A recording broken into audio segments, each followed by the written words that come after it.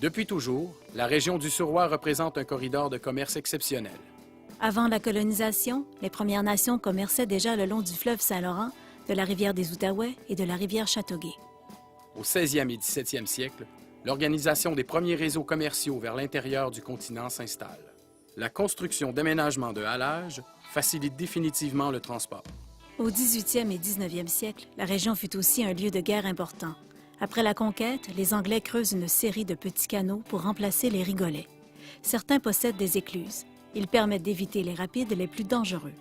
Au 19e siècle, la région se développe avec le creusage du premier canal de Beauharnois et l'implantation d'usines importantes, notamment la Montreal Cotton Company à Salaberry de Valleyfield, qui employa jusqu'à 2200 personnes. À la même période, le train fait aussi son arrivée, apportant un nouvel atout à la région. Au 20e siècle, cette vocation prend de l'ampleur avec le creusage de canaux plus importants, le canal de Soulanges et finalement, le nouveau canal de Beauharnois, voie maritime actuelle. Des liens routiers sont aussi établis sur le fleuve Saint-Laurent et sur la rivière des Outaouais, reliant enfin Salaberry de Valleyfield au secteur de Soulanges et l'île Perrot, ainsi que Vaudreuil-Dorion à l'île de Montréal. Aujourd'hui, ce territoire de convergence prend tout son sens.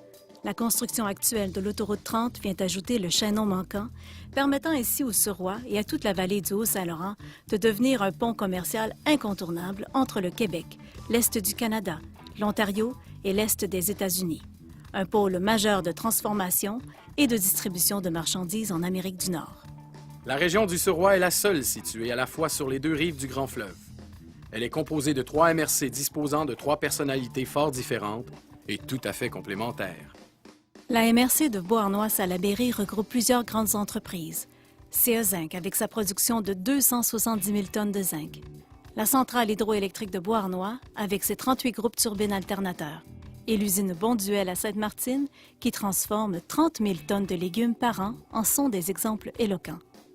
Situé au cœur du Suroît, Salaberry de Valleyfield constitue aussi un pôle institutionnel régional avec la présence d'un collège, d'un hôpital, d'un palais de justice et d'un centre de congrès.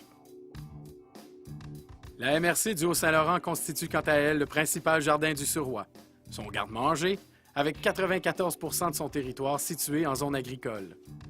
On y retrouve de tout: grandes cultures, fermes d'élevage, producteurs fruitiers, vignobles, cidreries, érablières, et près de 20 % de tous les pommiers de la Montérégie. Regroupés sous le thème du circuit du paysan, ils font partie du tout premier circuit touristique signalisé au Québec. Le Haut-Saint-Laurent transforme aussi sur place, profitant ainsi de la valeur ajoutée sur ses productions. Les vergers Léhy sont détenteurs de 70 % des parts de marché de la vente de purée de pommes au Canada. Ancienne forteresse du textile, les villes de Huntingdon et Ormstown sont les 2 principales municipalités de cet immense territoire bordant la frontière américaine.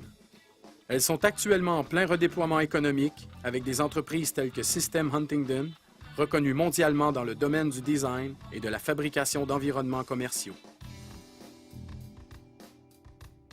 Vaudreuil-Soulanges est la MRC qui a connu les plus grands changements au cours des dernières années.